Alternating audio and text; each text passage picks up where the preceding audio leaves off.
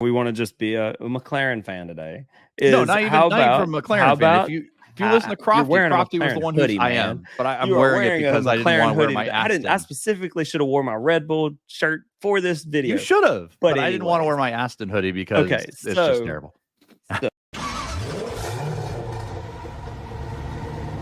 Hello and welcome back to Two Car Guys and another episode of F1 with John and Adam. Let's go Formula One, baby. Yes. I'll tell you, this is probably one of my favorite weekends so far. I know it was chaos. It was chaos. It was a good but race, man. It was exciting. It was exciting, right? So Austria never lets me down. It's one of my favorite tracks, man.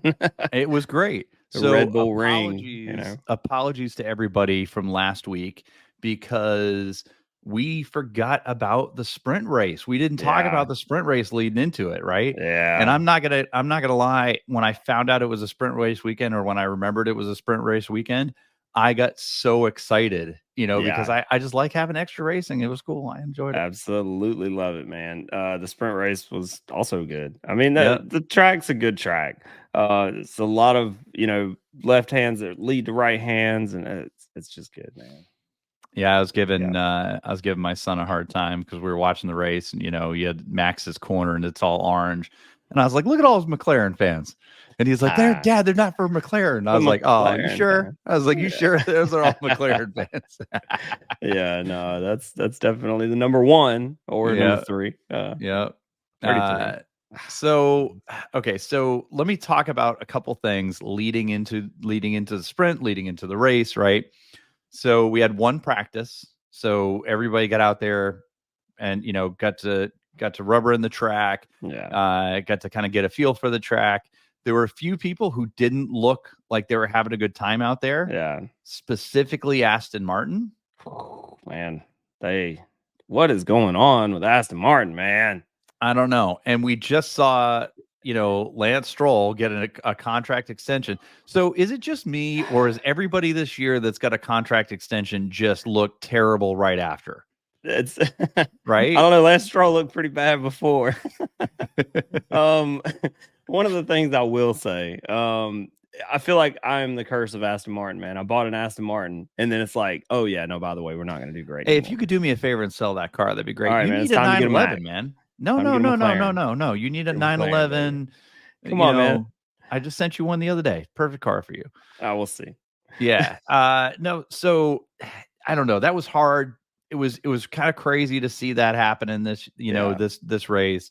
The sprint was pretty good, but it's kind of what we all expected. Yeah. But I think, when they were interviewing Lando and they were interviewing Max and everything at the end of the sprint, they were kind of asking Lando, like, you definitely had the pace. Yeah. Do you think that you're going to be competitive with Max tomorrow? Is this going to be something we're going to see? Right. And are you going to be able to give Max kind of a run for his money? Right. Right. And then we get into the race. Yeah. And I'm telling you, so it started off fine. There was a lot of battles throughout the 20, right? So before we get to the Max and Lando battle, man, let's talk about Alpine. Like, yes. What are they doing, man? Driving each other off the track, like teammates fighting each other.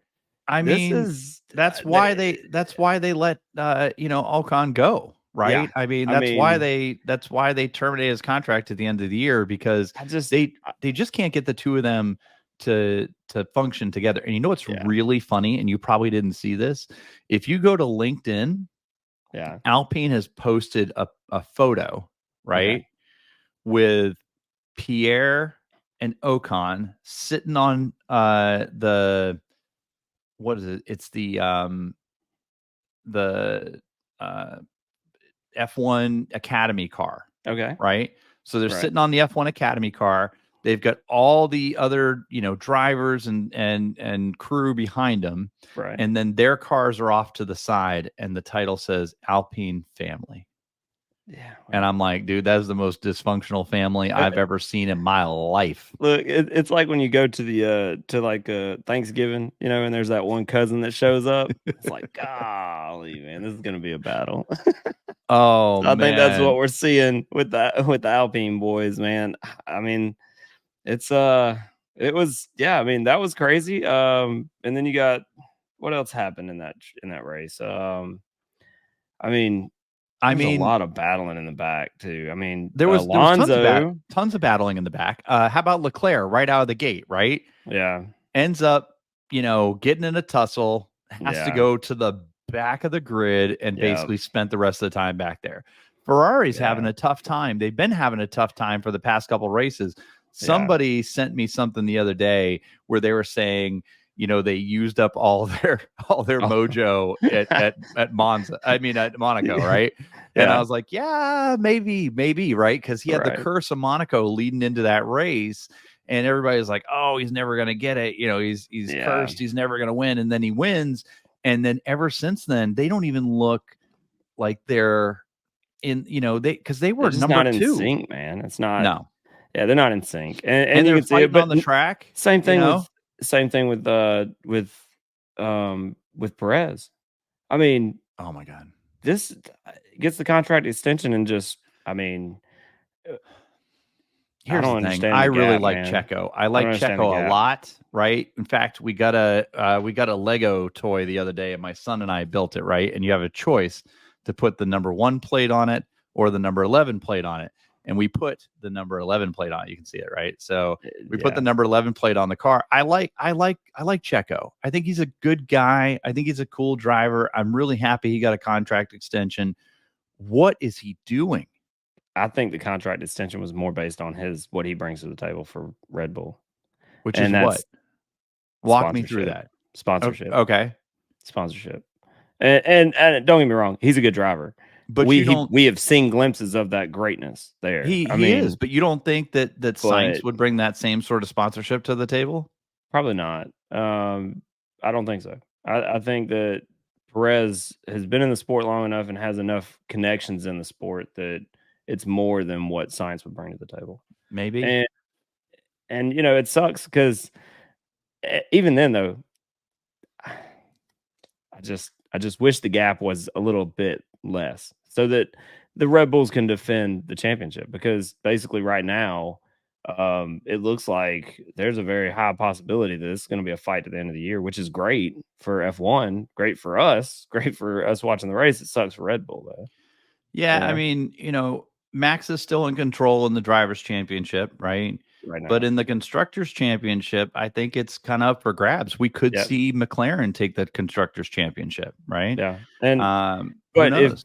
if we have, I mean, just think if Red Bull has two double DNFs or something back to back, that's going to make a big difference in where we're at coming the end of the year. It And those are will. possibilities this year. Red Bull has not ran away with it like they did last year at all. No, but Um, I think a little bit of it is because the car is much more competitive this year. all cars are much Like more all the competitive this cars year. are much more I mean, they're competitive. fighting for milliseconds. The Yes. whole crew, the whole grid is Yeah. fighting for milliseconds, and I love that. That's what we've been wanting to see for the past 2 years, and we haven't seen that. And now Right. it's here, and I think it's awesome. But yeah, there's a lot to unfold in the next couple races, I There guess. is, and we've got the last of a triple header Yeah. in London or in England this week, right? Yeah. At Silverstone. That's going to be Yeah. exciting. I'm pumped to watch it, Silverstone's gonna be awesome. Yeah. right? But let's get to the meat of the Meat and conversation, potatoes right? time, Yeah. sir. Let's talk about it. Let's We've get into drug it. it on. You've hung with us this long. Now it's time to talk about what everybody's here to talk about, That's right? right. That's And right. I what's know that? everybody's waiting to hear it. Okay. So we get, we start to see some activity, Yeah. right? What lap was that? Like They come out of the pits. 54? No. 64 is when the 60. accident Yeah. happened, Okay. Yeah. right? Sorry. Yeah. So it was in like the late 50s, Yeah. right? Late 50s. We're starting to see some We stuff started to see unfold. Lando getting in there, Yeah. right?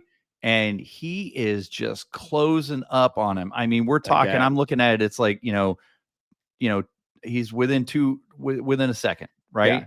Within Yeah. tenths of a second, 2/10 of Yeah. a second, 3/10 of a second.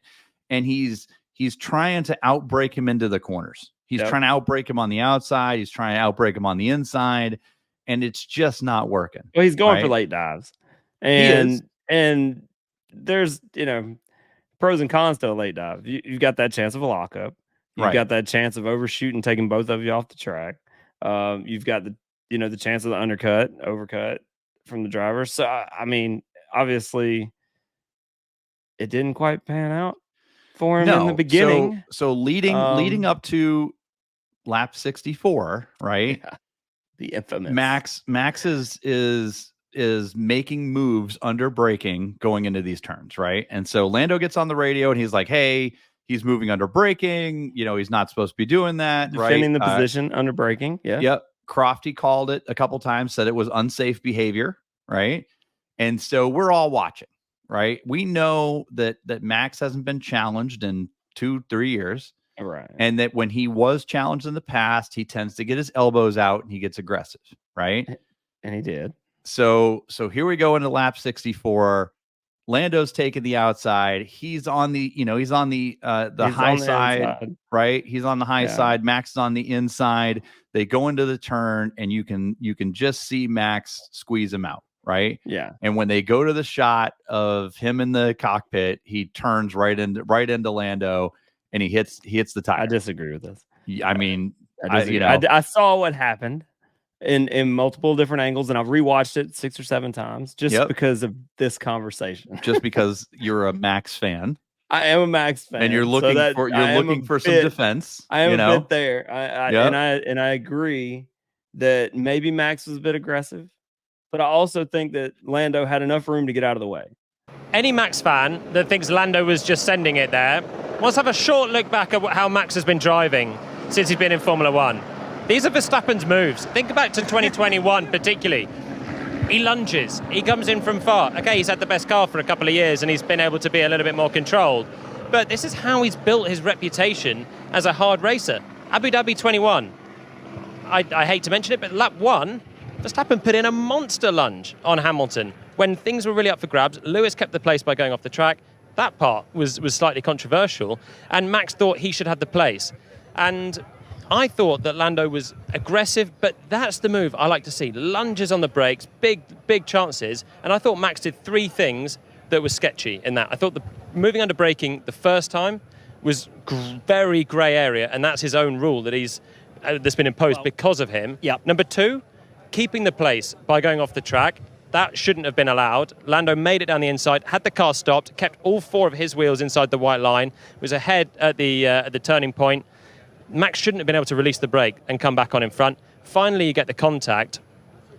And I think that's why Lando's disappointed, because he's been aggressive, but ultimately showing the respect. When he took the place... So here's what Max was already being aggressive. But could have avoided that accident. He was being aggressive, and because he could knows have avoided that accident. I don't know.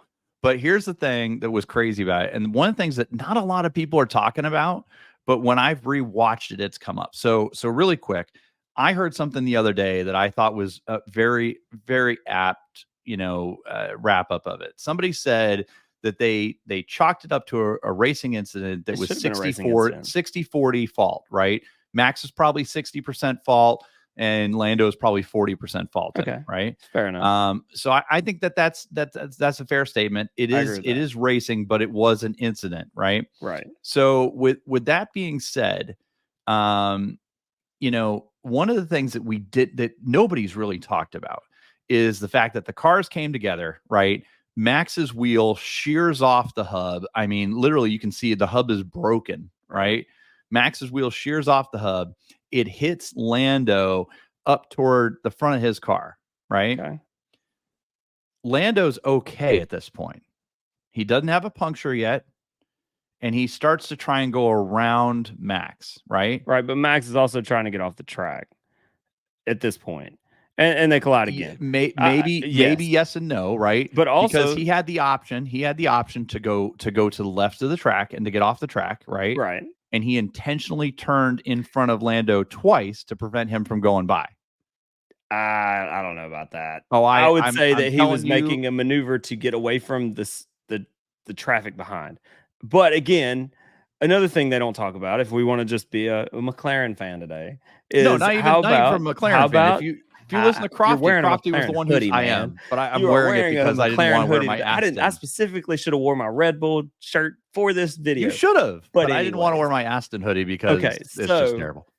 So I digress. What about Lando slinging parts all over the track to get back to the pits? So I gotta be honest with you, they didn't give him a penalty for that, which they should have. Well, so first of all, he didn't start like disintegrating until he was pretty close to the pit, but he should have pulled off immediately. He should, yeah, because the tire was shredding his car to pieces. It was shredding his car. Pieces of the tire were flying everywhere. He should have been penalized for that. I agree. And I'll say this. I'm not a fan of penalties, period. I would like to see racing. Right.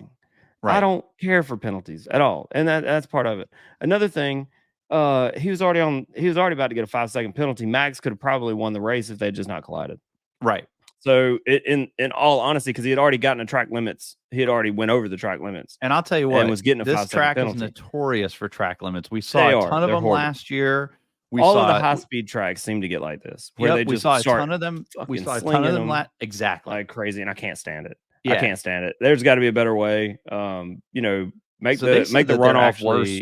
They said they're actually going to put something in the cars for next year that will help them to identify track limits sooner. That'll show if they've gone outside the track. I mean, I get it. We're at the pinnacle of racing, the top of the top, and I understand that. But I don't think that track limits are this big of a concern because they're just like, oh, track limits 5 seconds. At one race, there were so many penalties you couldn't keep up with who is in what position because the penalties haven't played out yet. Right. And people were still getting penalties at the end of the race after the race was over. Yeah. Like, what?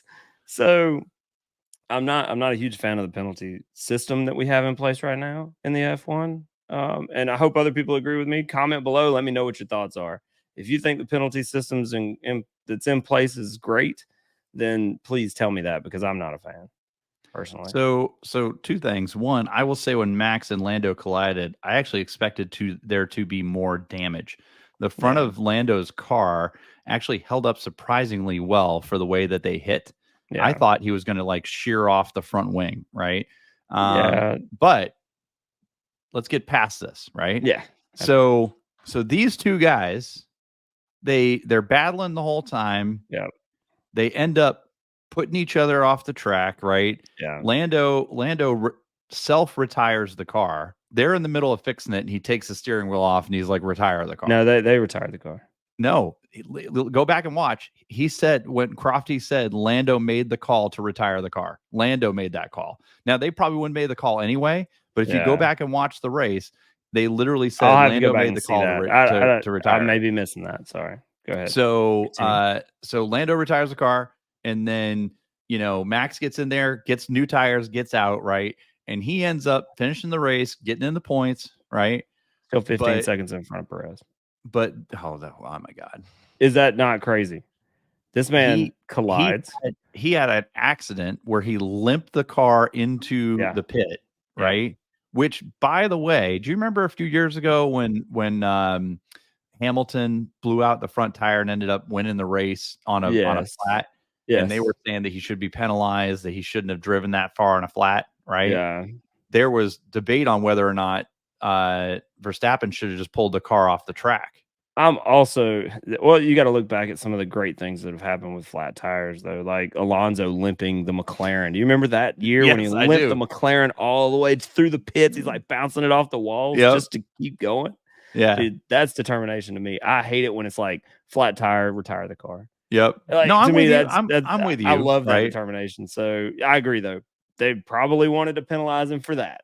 And it's just like, that's the thing I'm talking about. Like, but to your point, right? At any second, that wheel could have disintegrated like Lando's did and could have started throwing pieces all over the track, right? I agree. So the conversation was that a smart move for him to do that and put other drivers at risk by doing that? So Lando definitely should have retired the car off the track. Yeah, when it starts delaminating to a point where it's slinging pieces of carbon everywhere, that's a lot different than what Max drove in on. No, I'm 100% with you. 100% with you, right? Yeah. So these two guys basically get off track, go in the pits, and Russell, who thought that he was probably going to end up with a podium potentially, right? Because Piastri just had a time with it, right? Last race, Piastri didn't get a lap in Q3 because he went off the track. This race, he qualifies in third place. He looks like he's going to be on the second row. Everything looks great. They delete his time for track limits. He goes back to what, 7th place, right? Yeah, it was something like that. Yeah. It is ridiculous, right? Yeah. So here's Piastri. He's having a rough time. His strategy didn't work out, and he's basically having to work his way through the field, right? To try and get up to first place. Yeah. He's sitting here battling against the people in front of him, right? Yeah. Russell is just like, all of a sudden he's like, oh my God, I could win this race. The funniest thing ever is when Toto Wolff got on the thing and he's like, George, you can win this, George. And Russell's like, shut up. So did you see that Toto put a statement out and said that he said that was the most embarrassing thing he's ever done in his career. Yeah. And he will regret that forever. He was excited. You know what? I give him a pass. I do too. They've had a rough go of things at Mercedes. They won for 8 years in a row, right? They had 8 constructors championships in a row. I mean, they had 7 drivers championships in a row.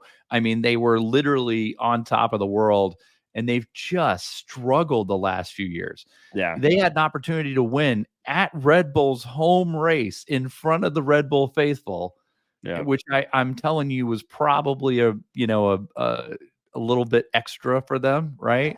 Yeah, absolutely. I'm giving him a pass. I'm giving him a pass. I think he deserves a pass. Hey, look, everybody gets excited, and sometimes you say things, and that was one of those times. I mean, he could have said a lot worse. He could have. But so here, here comes George. George basically just keeps it together for the last few laps. Piastri was trying to run. Yeah, no. Well, it's because he didn't have science out in front, Max didn't fully DNF. That's why. Yeah, there you go. That's but yeah, so he's got clear track in front of him. Piastri's chasing him down, right? Doing a good job of it as well. Yeah, was doing a great job, right? Yeah. Just chasing him down. And what's hilarious is they cross the finish line, fireworks and everything for the Mercedes, right? McLaren in second, Max comes home in the top 5, right? He was 5th, but it was Sainz, I believe, that came in 3rd. It was, right? Yeah, so and that's crazy to me because I don't know what tire strategy they must have been on, because the McLaren definitely had better tires. And Piastri ended up passing Sainz right there. I mean, 5 laps from the end or something like that? Yeah. If he could have got around Sainz earlier, I think he would have been chasing down Russell. Agreed. Yeah, they would have been definitely in a fight together. Yeah. And it's kind of crazy because it seemed like the Ferrari didn't even defend, really. Like, I don't know what was going on with Sainz. Normally Sainz would, but I'm thinking I don't think he could. I think that car's too. I think that McLaren's so much faster than that Ferrari.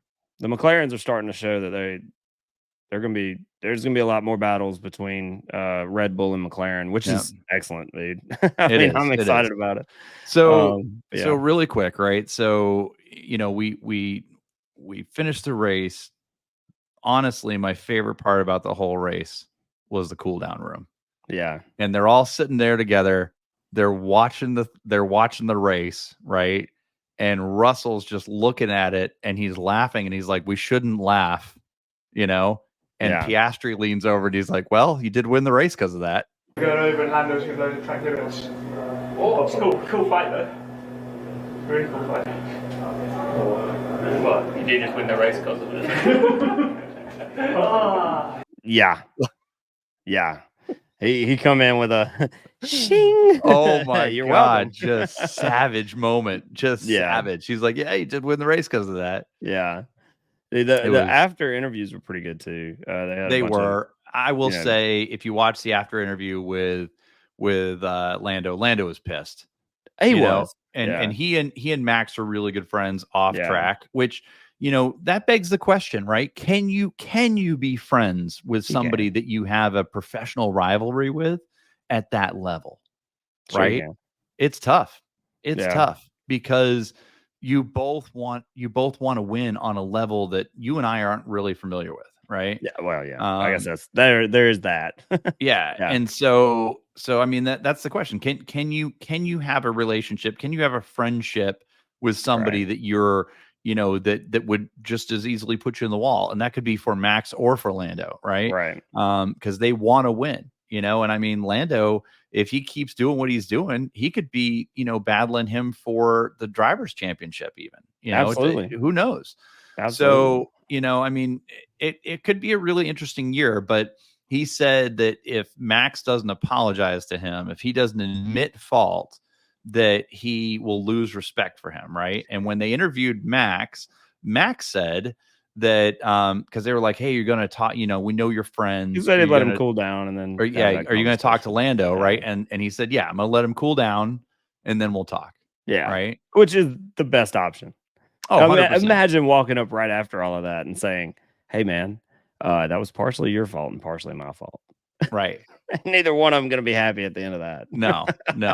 So, but I mean, all in all, fantastic race. Probably one of the best ones we've had all year. We've had some really good races this year, though. We really have. I feel like we come on here and we say that was the best race this year, and we've said that a lot, which is a good year, man, for Formula One. It is, but last year was kind of a snooze fest. You had Max checking out all the time, and we didn't even get as a Verstappen fan. You had to have F1 TV last year because that was the only way you were going to get to see him racing.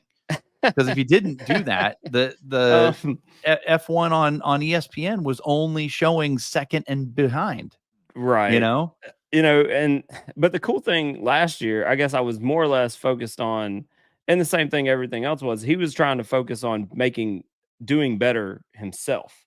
Yeah. So his goal wasn't to beat anybody else, it was to beat himself from the year before, or from, something else. So for me, I thought that was really interesting to be at the peak of your career, doing the best you've ever done, and still are like, no, we're going to go in, we're going to pit just to see if we can beat our pit time and still make it out. And even though that was maybe not entertaining to other people, from like my point of view, obviously as a Max fan, I'm thinking that's really cool that he, as a driver, would still want to push as hard as he possibly could, even when there's no one behind him. Yeah. And so two things. One, we're going into Silverstone this weekend, right? Yep. It's very exciting. I will say that all the buzz is around the British racers and going home to the race, right? Yep. We've already got pictures out there right now of Lando and George and Hamilton all together, right?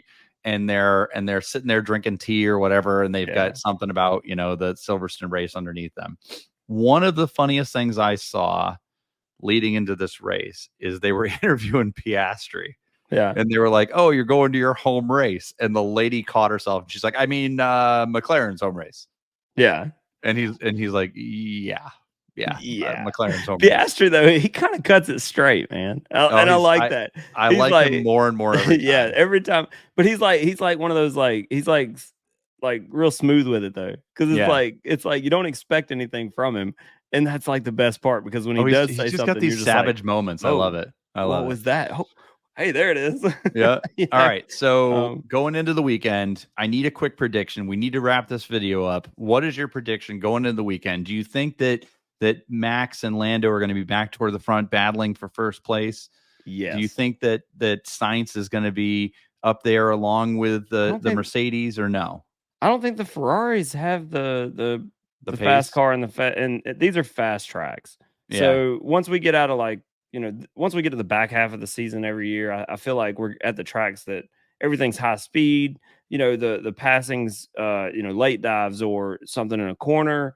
You're not going to have, but anyways, to get back to it. Yes, I think we're going to have another round of McLarens versus a Red Bull, and possibly maybe we'll have a Mercedes mixed in there again. I think that's coming. The Mercedes are starting to pick up. The McLarens have obviously shown their fast cars. I mean, that's my prediction is probably going to be, I'm going to say maybe Lando first place. I think maybe he does well enough in qualifying and does good and maybe beats Max. Max maybe second or DNF.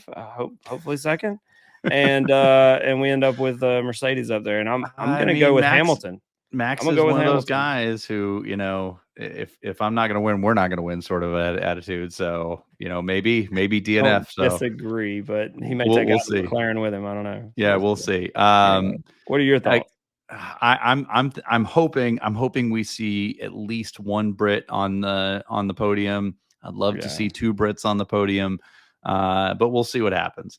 Hey, no Hail Marys, man. We're not going to say like Danny Rick first place.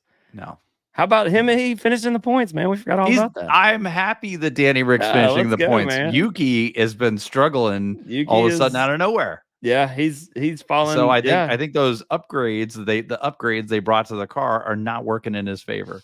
Not for Yuki, at least. No. But listen, if you guys have made it this far into the video, we appreciate it as always. Thank you for dealing with us arguing a little bit. Oh my God. Yeah. You can tell that we love doing in the future. More to come. We love doing the F1 stuff. So absolutely. If you like it too, please, like, share, subscribe, share with some of your friends. Tell us how wrong we are in some of this stuff. We like to hear it. It's actually kind of funny when we, when we get caught, being wrong. It's always good. But absolutely. For those of you in the Southeast, in the Georgia area, Caffeine and Octane is this weekend. There's a possibility we may be there with the cars. So if we are, come see us, come say hi, feel free to show us your car. We'd love to see your cars. And if you do show us your car, we'll put it on the channel. We'll put it on our Instagram. So, look forward to seeing everybody. Have a happy 4th. Absolutely, guys. We will see y'all next time. Peace. Peace.